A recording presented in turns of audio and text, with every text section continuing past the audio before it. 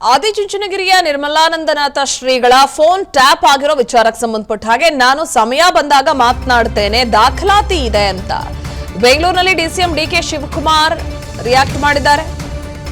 Phone ಕದ್ದಾಲಿಕೆಯ ವಿಚಾರಕ್ಕೆ ಸಂಬಂಧಪಟ್ಟ ಹಾಗೆ ಶ್ರೀಗಳ ಫೋನ್ ಕದ್ದಾಲಿಕೆ ಆಗಿದೆ ಅನ್ನೋದಕ್ಕೆ ಸಂಬಂಧಪಟ್ಟ ಹಾಗೆ ನಾನು ಸಮಯ ಬಂದಾಗ ಮಾತನಾಡ್ತೀನಿ, ದಾಖಲಾತಿ ಇದೆ ನನ್ನ ಬಳಿ ಅಂತ ಬೆಂಗಳೂರಿನಲ್ಲಿ ಡಿಸಿಎಂ ಹೇಳಿದ್ದಾರೆ.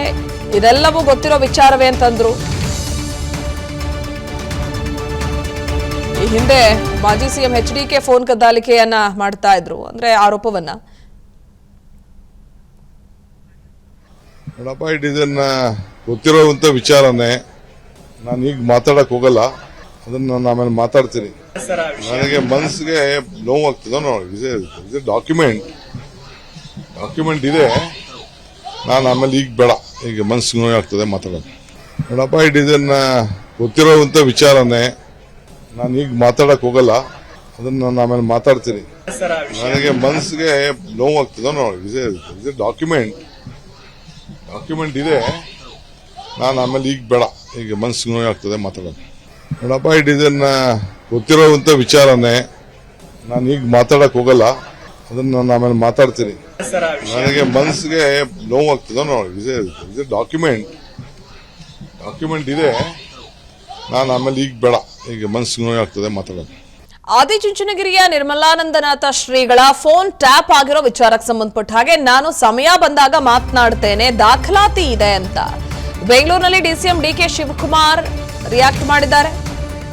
ಫೋನ್ ಕದ್ದಾಲಿಕೆಯ ವಿಚಾರಕ್ಕೆ ಸಂಬಂಧಪಟ್ಟ ಹಾಗೆ ಶ್ರೀಗಳ ಫೋನ್ ಕದ್ದಾಲಿಕೆ ಆಗಿದೆ ಅನ್ನೋದಕ್ಕೆ ಸಂಬಂಧಪಟ್ಟ ಹಾಗೆ ನಾನು ಸಮಯ ಬಂದಾಗ ಮಾತನಾಡ್ತೀನಿ, ದಾಖಲಾತಿ ಇದೆ ನನ್ನ ಬಳಿ ಅಂತ ಬೆಂಗಳೂರಿನಲ್ಲಿ ಡಿಸಿಎಂ ಹೇಳಿದ್ದಾರೆ.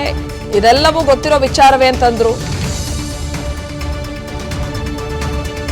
ಈ ಹಿಂದೆ ಮಾಜಿ ಸಿಎಂ ಎಚ್ಡಿಕೆ ಫೋನ್ ಕದ್ದಾಲಿಕೆಯನ್ನ ಮಾಡ್ತಾ ಇದ್ರು, ಅಂದ್ರೆ ಆರೋಪವನ್ನ. ಇದನ್ನ ಗೊತ್ತಿರುವಂತ ವಿಚಾರನೇ, ನಾನು ಈಗ ಮಾತಾಡಕ್ ಹೋಗಲ್ಲ, ಅದನ್ನ ನಾನು ಆಮೇಲೆ ಮಾತಾಡ್ತೀನಿ. ನನಗೆ ಮನಸ್ಸಿಗೆ ನೋವಾಗ್ತದೆ. ಡಾಕ್ಯುಮೆಂಟ್ ಇದೆ, ನಾನು ಆಮೇಲೆ ಈಗ ಬೇಡ, ಈಗ ಮನಸ್ಸಿಗೆ ನೋವಾಗ್ತದೆ ಮಾತಾಡೋದು. ಇದನ್ನ ಗೊತ್ತಿರುವಂತ ವಿಚಾರನೇ, ನಾನು ಈಗ ಮಾತಾಡಕ್ ಹೋಗಲ್ಲ, ಅದನ್ನ ನಾನು ಆಮೇಲೆ ಮಾತಾಡ್ತೀನಿ. ನನಗೆ ಮನಸ್ಸಿಗೆ ನೋವಾಗ್ತದೆ. ಡಾಕ್ಯುಮೆಂಟ್ ಇದೆ, ನಾನು ಆಮೇಲೆ ಈಗ ಬೇಡ, ಈಗ ಮನಸ್ಸಿಗೆ ನೋವಾಗ್ತದೆ ಮಾತಾಡೋದು. ಇದನ್ನ ಗೊತ್ತಿರುವಂತ ವಿಚಾರನೇ, ನಾನು ಈಗ ಮಾತಾಡಕ್ ಹೋಗಲ್ಲ, ಅದನ್ನ ನಾನು ಆಮೇಲೆ ಮಾತಾಡ್ತೀನಿ. ನನಗೆ ಮನಸ್ಸಿಗೆ ನೋವಾಗ್ತದೆ. ಡಾಕ್ಯುಮೆಂಟ್ ಇದೆ, ನಾನು ಆಮೇಲೆ ಈಗ ಬೇಡ, ಈಗ ಮನಸ್ಸಿಗೆ ನೋವಾಗ್ತದೆ ಮಾತಾಡೋದು. ಅನುಕ್ಷಣದ ಸುದ್ದಿಗಳಿಗಾಗಿ ವಿಸ್ತಾರ ನ್ಯೂಸ್ ಯೂಟ್ಯೂಬ್ ಚಾನೆಲ್ ಸಬ್ಸ್ಕ್ರೈಬ್ ಮಾಡಿ. ಹೊಸ ಸುದ್ದಿಗಳ ನೋಟಿಫಿಕೇಶನ್ಗಾಗಿ ಬೆಲ್ ಐಕಾನ್ ಕ್ಲಿಕ್ ಮಾಡಿ.